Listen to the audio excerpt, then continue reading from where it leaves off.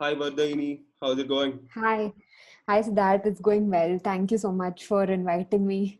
Oh, no, thank you so much for, spending your time here. Um, Yeah. why don't you tell us what you've been up to the last 3 months?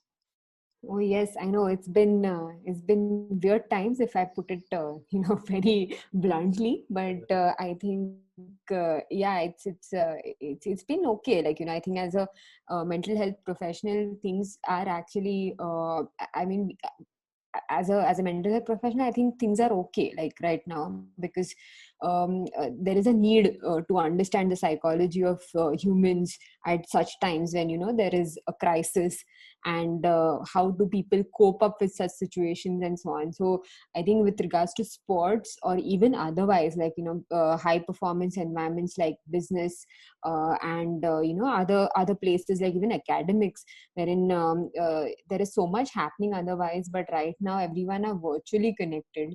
And how do people cope with the situation is something what I have been actually doing with people, like maybe athletes or coaches, or Mhm. even people from corporates. So I've been working with them through webinars, and even a couple of individual sessions here and there, and also posting a lot of blogs and posts on Instagram related to coping with the situation, which Right. I guess is something what people need to be reminded every time. So yeah, Definitely. that's what Definitely. I've been up to. Right. Definitely. I totally agree. And it also must be somewhat of a challenge for you since it is something new for everyone, right? I mean, it's not like something where a player comes to you and says, I feel nervous during a tournament that you've heard it probably 100 or 1,000 times. This is something new for you as well. And you also have to figure out the right way to go about things, right? Exactly. I think you're rightly said here because it was unexpected. Firstly, Mm-hmm. secondly, you are very uncertain about the time. How long this is going to last and so on.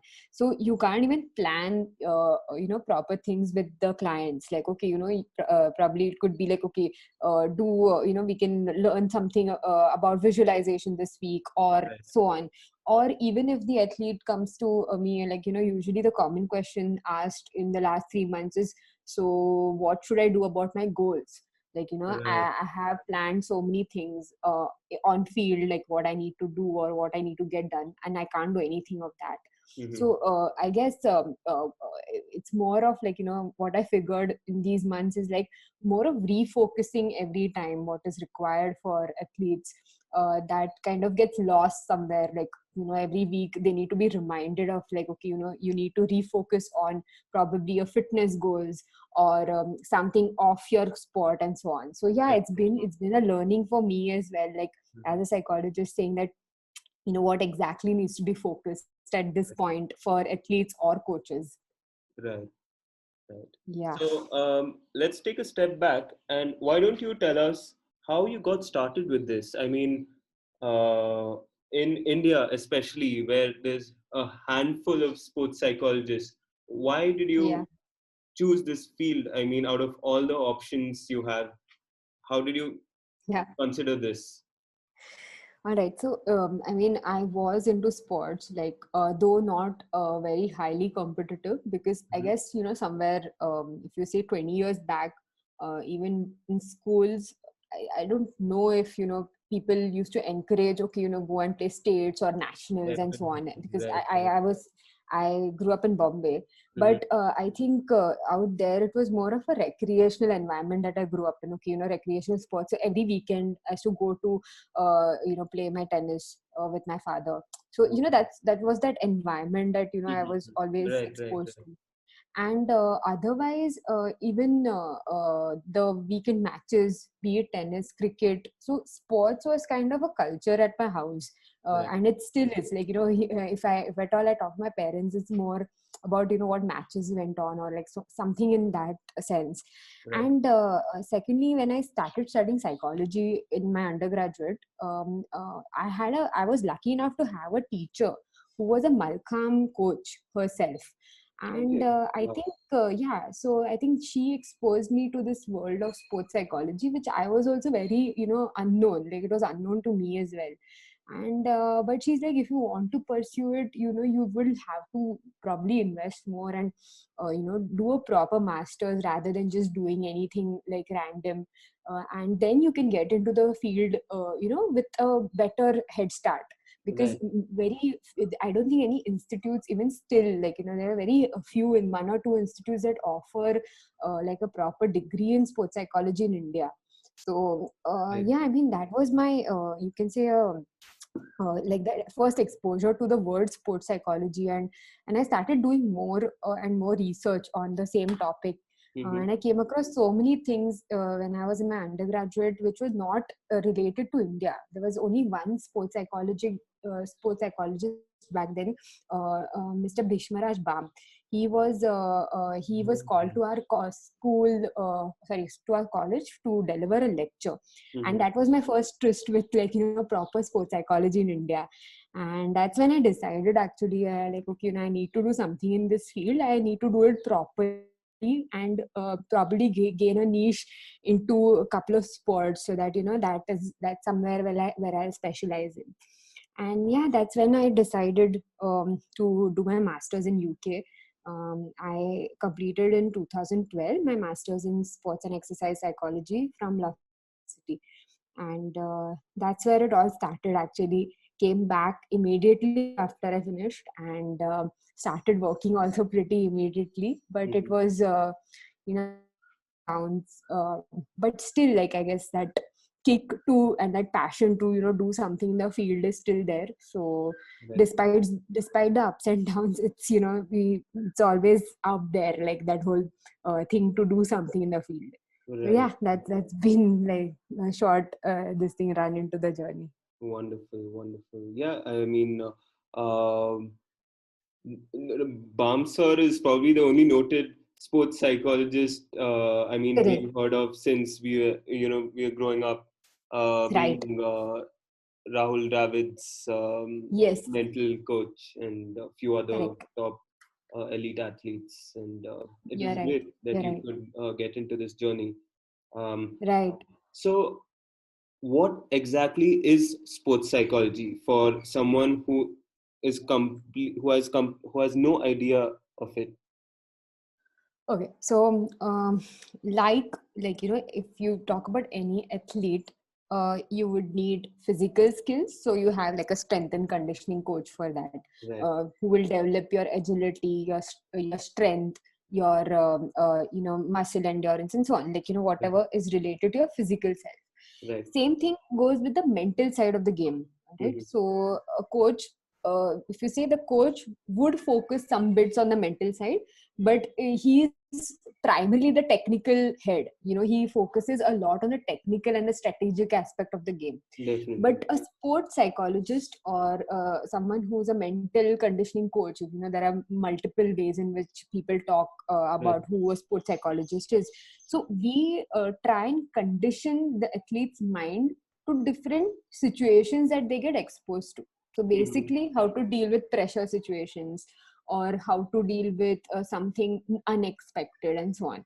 So basically, Right. mental training of an athlete is sports psychology. So the psychology is, of course, a science. Hmm. If you want to, break into proper terms, it's like the science of mental training for any athlete of any age, of any status, or of any level. So, Right. be it you're a amateur athlete or an elite athlete, you would need Hmm. some form of mental training, which a sports psychologist provides. Right. So, I'd like to know how do you learn about this? Because Hmm. do you work with? I mean, during your studies, do you work with a few athletes, or like, is it a lot of theory and then you learn, or and how do you Right. adapt it based on the player?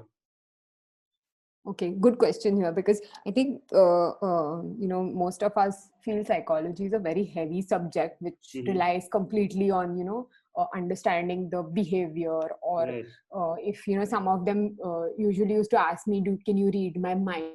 But no, it's it's much more beyond that. And I think Right. currently mental health has been spoken about everywhere. Okay. So if you see the sports psychology aspect of of psychology, Mm-hmm. it's you can say it's a more of a the approach that every sports psychologist takes is different, but it's a very preventive approach. Mm-hmm. Matlab, like if you have a situation like an athlete is going through say anxiety, so in Right. order to help him with situations, we will induce him into say a simulated situation and apply the technique that he's been learning in therapy. All Right. right, so it's more of a preventive approach than like, okay, someone who has a lot of issues, psychological issues, come to us, and then we train them to be better. Okay, Right. so sports psychology uses a very preventive and an educative approach. So Mm-hmm. when I studied, we definitely had a lot of theories, but a lot of new theories which came down from like the proper psychology theories. Right. um, and a lot of our lectures were applied. So even though we studied it in theoretical basis, we did a lot of work with some of the athletes or some of the coaches who were associated with the university.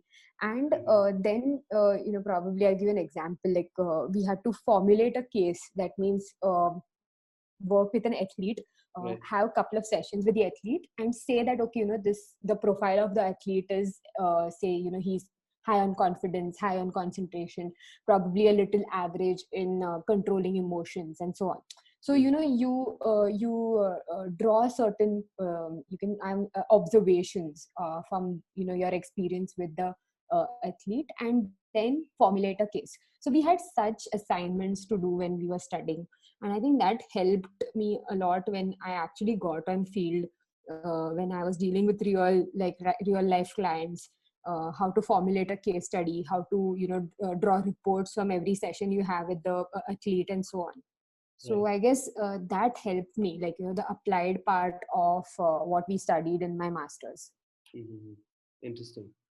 So, another question that many people usually have is, you should have played the specific sport to be able to give mental guidance on that sport. Like, for example, if you haven't played tennis professionally, you will not be able to relate to the player when he's talking about a certain instance in tennis. Hmm. So, Hmm. what is that just I mean, I feel it definitely helps if you've been Yeah. in that sport. But even then, I mean, are you given different ways to which you can understand situations in different sports?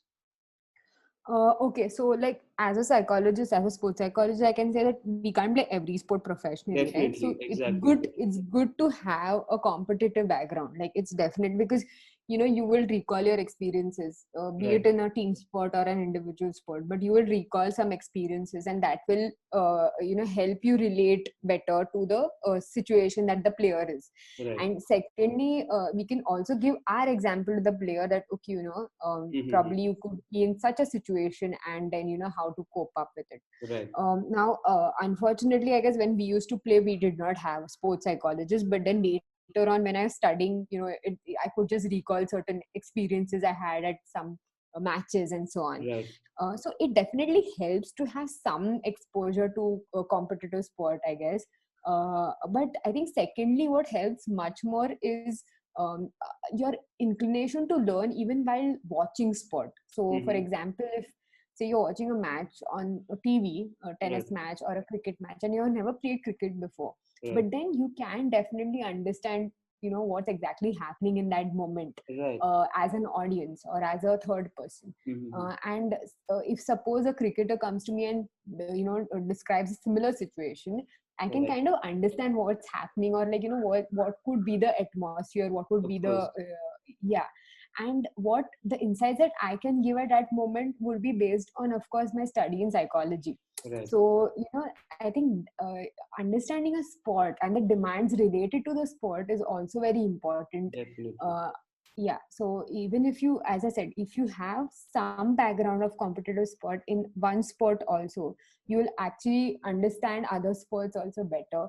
Right. Definitely it has an upper hand if you have some exposure to competition in sports. Right. And also, I feel like when you mentioned the watching different sports in different matches, what Right. the audience usually focuses on will be completely Yeah. different from what you will be focusing on. Your focus and observation will mostly and all the time be about how a specific player is reacting to a situation, or how probably Correct. MSD is behaving under pressure and compared to Virat under pressure. And Yes. as an audience, we don't really think so much about that. We look, more at the scores and who's batting, who's hitting a 4 and 6, and look, Right.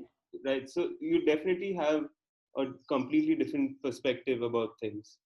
So Exactly. Yeah. that, It's like watching it more from, as for a learning experience. To right. give you an example of, two documentaries that I just saw, like one is The Test, which is on the Mhm. Australian cricket team, and Mhm. the second, The Last Dance, Oh again, yes.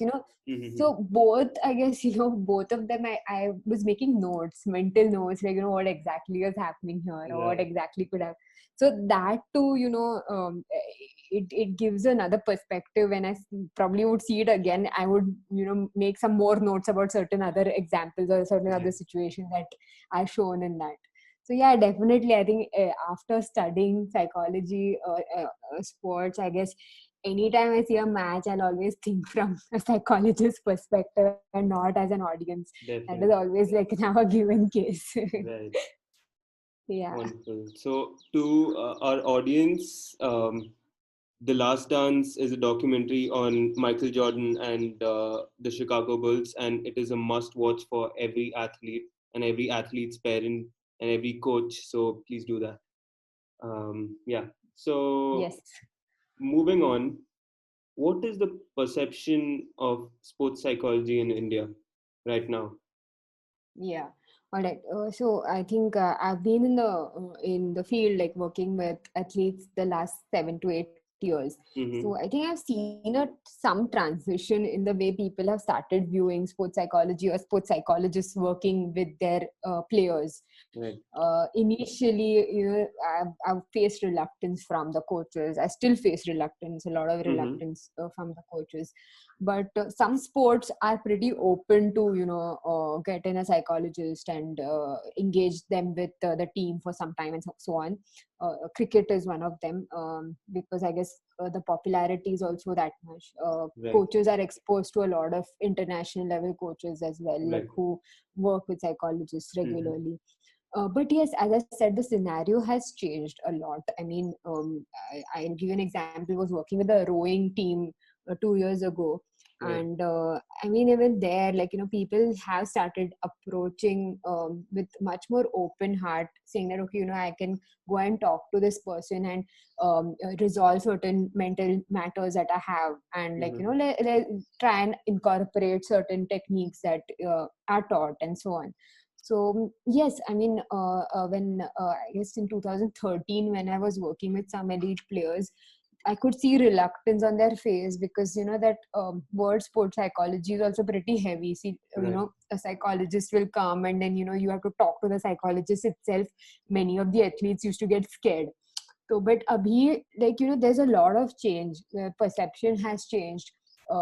Many of them have started at least, approaching the psychologist for one session, which is a Right. great move, I feel. Mm-hmm. So things are changing, and I guess in the next 10 years, I can still predict more changes, because competition will increase.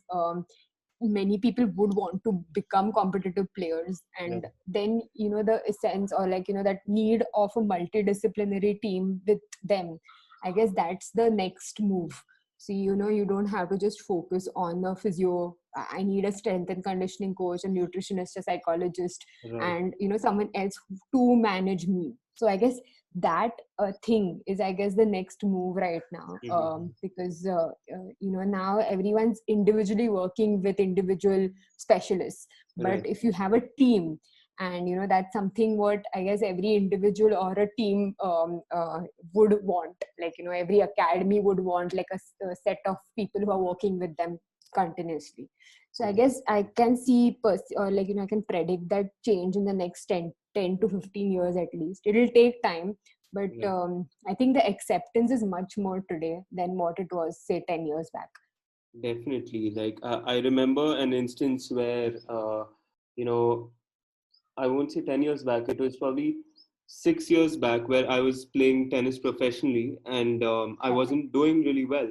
So my parents got me in touch with Mr. Sri Advani. I'm sure you Right. heard of Yes. him. So he's Pankaj Advani's brother, I guess. So Yes. um, even then, like I I used to have a session or two with him, and it used to be like a taboo thing where you shouldn't tell anyone that you're going to a sports psychologist, and Correct. even when someone hears about it, they assume that you have some mental issues, and they don't even know the difference between psychiatry and psychology.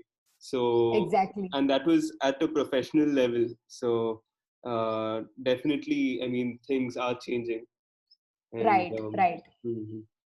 Right. So yeah, so what I'm interested in knowing is, do people have this conception that once you go to a psychologist, you're supposed to see results in the next day or two? Because Yeah. many of them, I feel that, they think that it's a 1 day fix or a 2 day fix where you just hear something and then, um, you know, your game will change overnight. And that is definitely not the case. Right. True, true. I mean, a lot of people come with that preconceived notion that, okay, let me just go before a competition to a psychologist so that Right. the competition I can show some results. So whenever someone comes with that thing, that idea that, okay, I have a competition next week, can we do like 2 sessions in this week, and I can do better in the competition. Right. So the first session usually I sit with the player, and if the coach has brought him in or her in or the parents are involved, I Mm-hmm. make them understand the process. It's not just a one off thing, because it's not like a magic wand or like a Right. tablet I'm giving you, and like you're going to go and have a lot of confidence in the match. That's not how it works. So Right. what I make them understand is, like even if you're starting now, don't expect some miracle to happen in the next tournament. Mm-hmm. Wait for at least 2 to 3 months of application, because usually what happens is many of them learn a lot in the session and then they don't apply it on court. Right. So again, that also needs time, and it takes time. So at least 2 to 3 months to see like some changes in the way you're performing, in the way you're behaving on field, on court, and even off field. I think that's what I usually tell all the players, that that's how you should expect the sessions to go. And for that, you need to have a consistent training. You can't Mm-hmm. come once a month, or like whenever you please to have the session. It has to be Right. a consistent training protocol that I usually I follow that protocol with all the athletes mostly, Mm-hmm. which is like train yourself, understand the processes of mental training, and then start applying them on field. If you Right. don't, if you just want to have a quick change, this is not the way how it goes, like for the mind.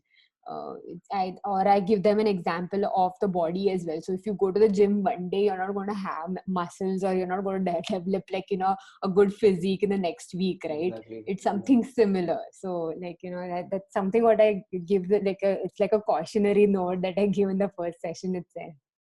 Definitely, definitely. And also, I feel it's especially with something when you're working on the mind, it's very tough to measure, right? Correct. Because Yeah. when even at the gym, when you start working out regularly, you can start seeing subtle differences within 2 or 3 months.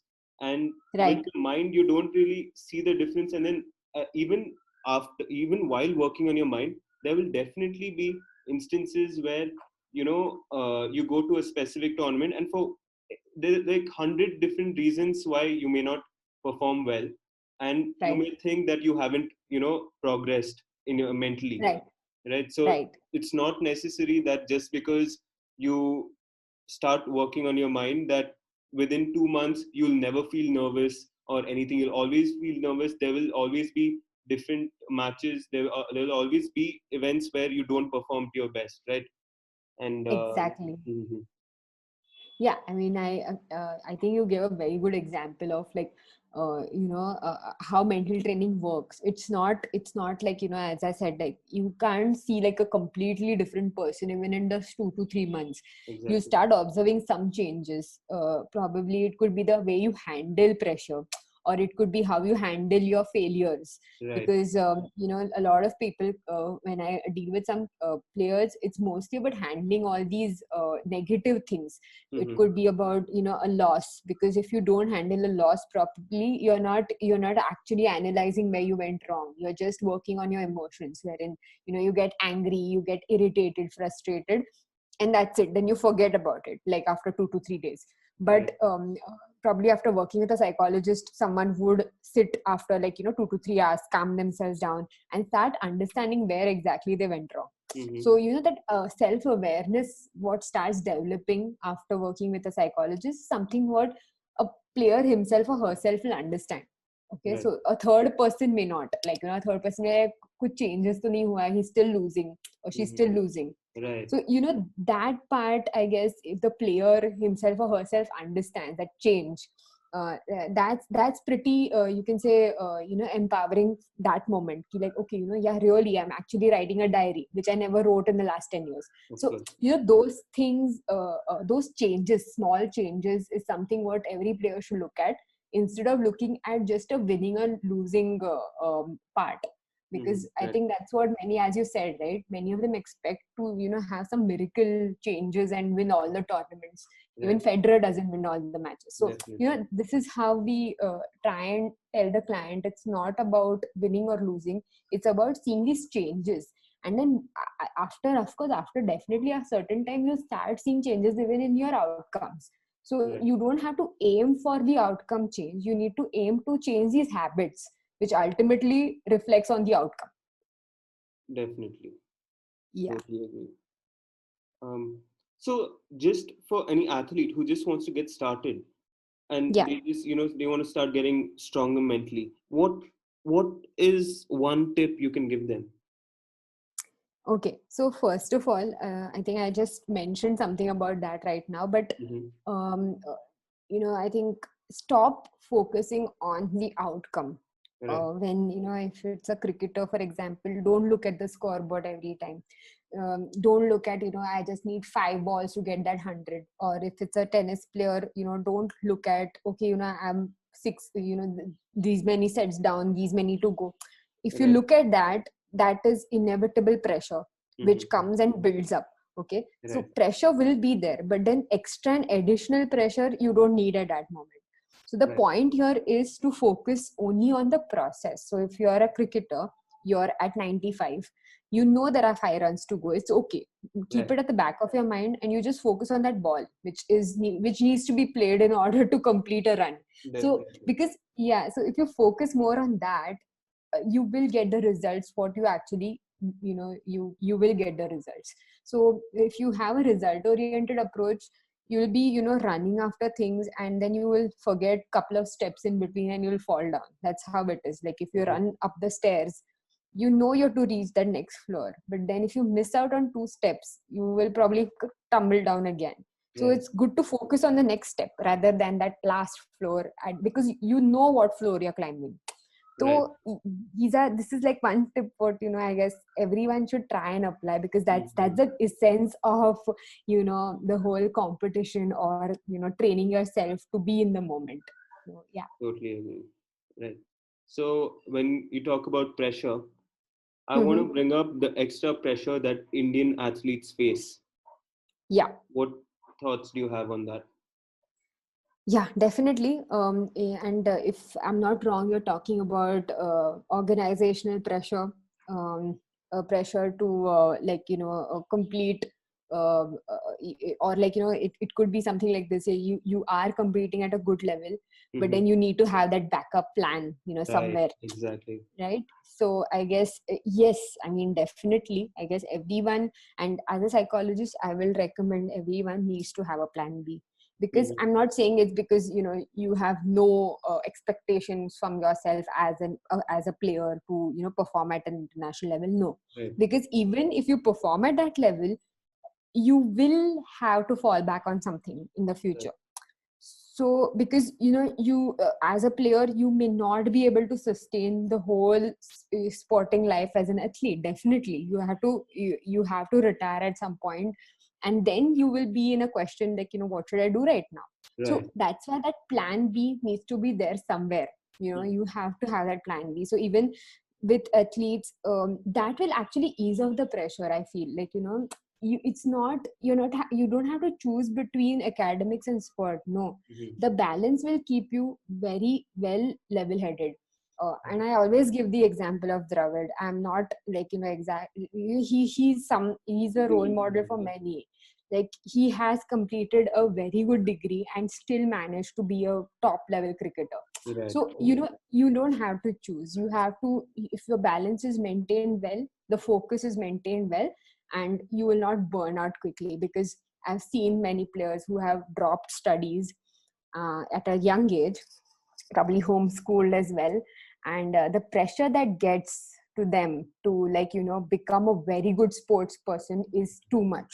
Mm-hmm. Okay, because you have given up your studies to focus on sports, and a lot of them start pressurizing themselves. Like, self expectations start Right. increasing. Once the self expectations start increasing, and if you fail, say, 2 or 3 tournaments, you start doubting yourself. Mm-hmm. So this is like a cycle. So hence I recommend every athlete out there, don't stop your studies, because that's something what will ease off your pressure. It's not going to add to the pressure. You have to have the balance. You need to have that balance, right? Right. Yeah, so I want to touch upon this topic and know what your thoughts are. Uh, Mm-hmm. Social media during these Yeah. times, I won't say during lockdown, I'll say during these times, especially amongst teenagers, and forget about teenagers, everyone. Uh, Yeah. I feel, everyone starts comparing themselves with the people they see on social media, and they see people from all over the world right now, and they see Yeah. someone doing exceptionally well. And Yeah. so, do you tell people to balance social media, or do you tell people to completely avoid it? What do you tell your clients or your? Yes. So I think the most important part here is to be aware. Definitely awareness has to be there. Like, what are people up to? How are things going on in the world, and so Mhm. on. Comparison, when it comes to that, I think we touch upon a very big field here. Okay, because Mhm. if there's comparison on field, there'll be comparison on social media. That means if you are comparing yourself with someone in the same academy, always Mhm. saying that she's doing better than me, Right. I also need to be better than her, then Right. that same reflection will be on social media too. Like, oh, so many players, the glamorous side of Right. sports and so Mhm. on, like, all those things are definitely exposed on Instagram or on Twitter. Right. But I think maintaining a balance is ideal. Completely switching off is not possible for many of them. Okay, some of them are pretty headstrong in that, I can say that as well. Like, I've worked with a couple of players who have represented India, Mhm. and they are pretty headstrong about, okay, I need to focus only on my game right now. So internet is off, everything is off. They use phones only to communicate with people who matter, and so on. Mhm. But if you force certain things on players, then they don't like it, especially Right. at some age. But guiding them through that is something what they understand. Right. Okay, so, like, as I said, if they can manage their comparisons well on field, they'll manage it even on the social media platform. So the idea is to help them focus on the right thing, Mhm. focus on improving themselves from their perspective. Especially, there's something called, as as psychologists, we call it as mastery approach. That means you need to master yourself. You Right. can't say that, okay, I need to be better than this one, or I need to be like the next Sachin Tendulkar or a Virat Kohli. So Right. if you start, those comparisons, you'll also start comparing, like, when you fail, saying, okay, if you fail, then, you hit a big low out there, because you're like, okay, Kohli didn't fail at this point. How can I? So, Right. then you start understanding what your benchmark is. You need to just establish what your previous performance said and what your today's performance is saying. All right. So if that is established, then as I said, like, the social media behaviors of athletes are also likely to be the same. Mhm. So hence, giving them rules at an age of, say, 16, 17, they are going to find a way to, overuse that Right. particular side. So it's better not to completely get them off, but yes, help them manage it well. Mhm. And I think that's what I work with many of them to do, because it's inevitable right now. Social media is pretty inevitable. They need to be there. They need to understand how the players are and what they're doing and so on. But Definitely. yeah, but monitoring the usage is definitely what I tell the players to do. The screen time. Yeah. Mhm. Yes. Interesting. Thank you. Thank you for that information. Um, Yeah. what tips do you have for athletes right now during these tough times? What should they focus on, especially when, like we discussed earlier, their goals aren't what you can say Yeah. tangible right now. You can't Yes. decide to raise your rankings or win a Exactly. certain amount of matches right now. So Exactly. All right. So I think quick two things. What I guess psychologically, I guess you need, as athletes at any level, if you're even starting off competitions, or if you're at an elite level, I think two things what you can currently focus is on developing a good fitness, or, like, rather I would say developing, but maintaining a good fitness, factor, that you need to be fit, mhm, because once you start going back on field, uh, as a psychologist, I would say, if people did not continue physical fitness through the lockdown, they'll be lost. right, They'll come out and be like, okay, now what should I do? Where should I start? right, So, as a psychologist, I feel physical fitness is pretty important. And it doesn't mean that, okay, some of them, when I work with some of the players that I work with, are like, oh, I have no access to gym, there's nothing at home. But right, just normal body workout, okay, right, that's something what I guess everyone can do. mhm, I think most of us have skipping ropes, so right, the cardio levels are good, and of course consult your fitness trainer on the same, but keep that one thing going. mhm, Secondly, from another thing from a psychological perspective is shadow practice, or something what keeps you going, especially if you have a racket sport, or you're in cricket or racket sport, or even, like, say, games like boxing, wherein you can shadow practice. You right, can do certain things. You can visualize very well that, okay, you're with this opponent.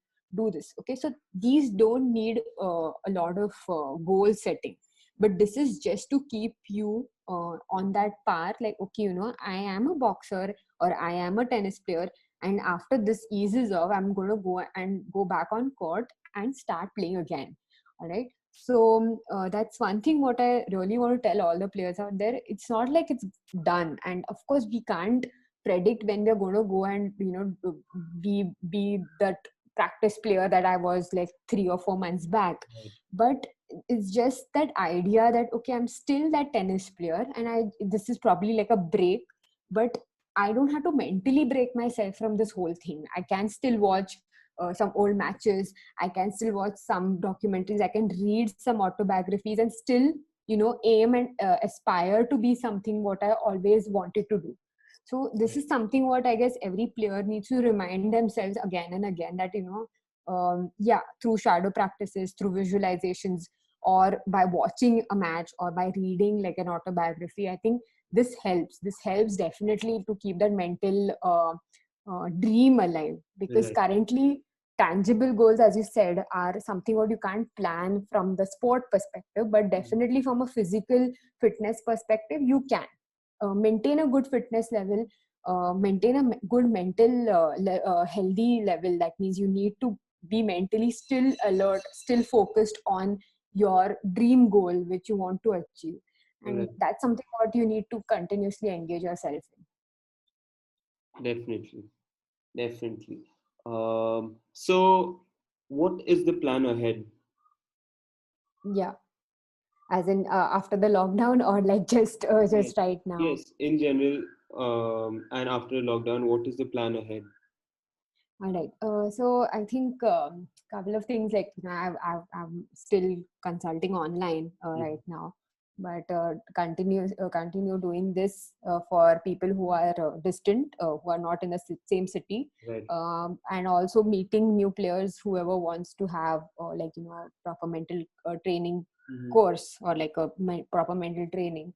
Right. And of course, I think engaging, as I mentioned earlier, engaging with different people from sports science, like be it a physiotherapist or a nutritionist who are dealing with sports people, and forming this particular team, which I always think is needed for Definitely. an athlete.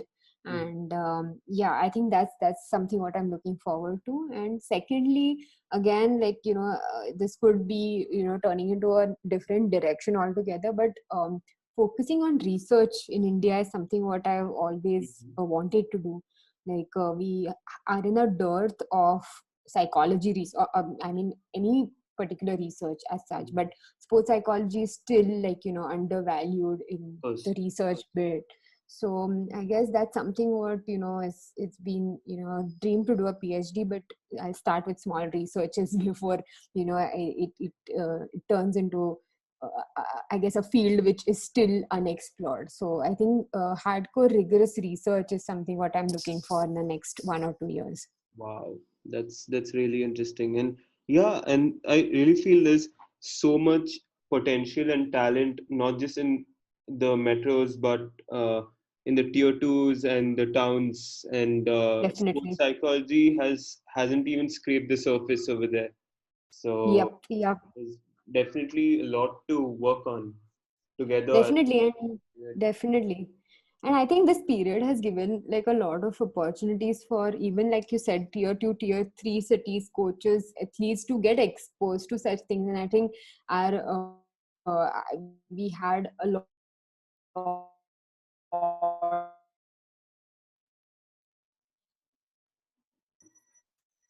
Yeah.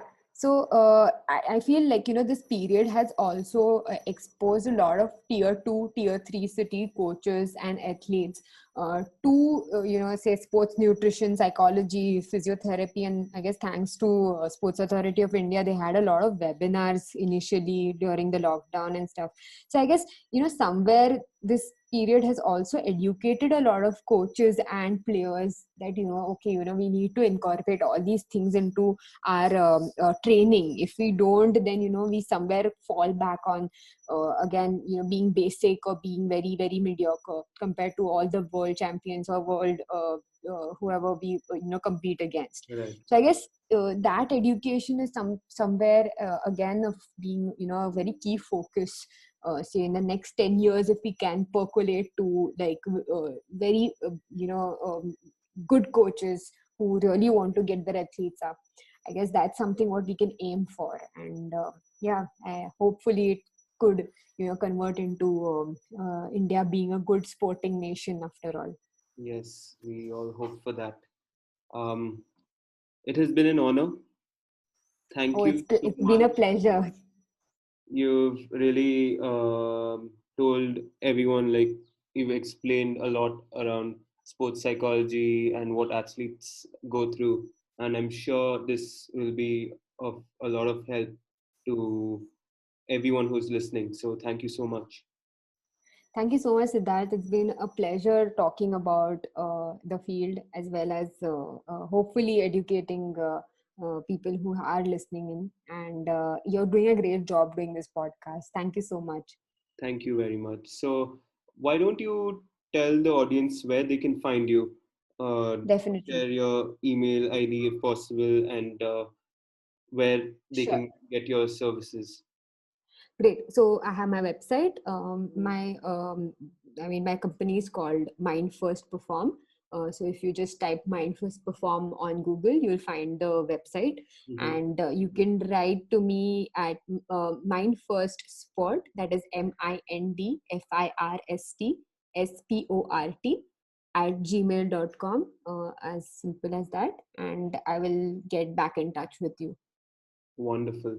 Guys, I strongly suggest every athlete to, as soon as possible, start working with sports psychologists and, improve your game and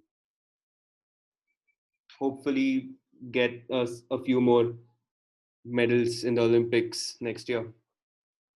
Great. Yeah, I think that's a great dream to have. Great. Thank you, Vardayini. Take care. Thank you so much, Siddharth. Thank you.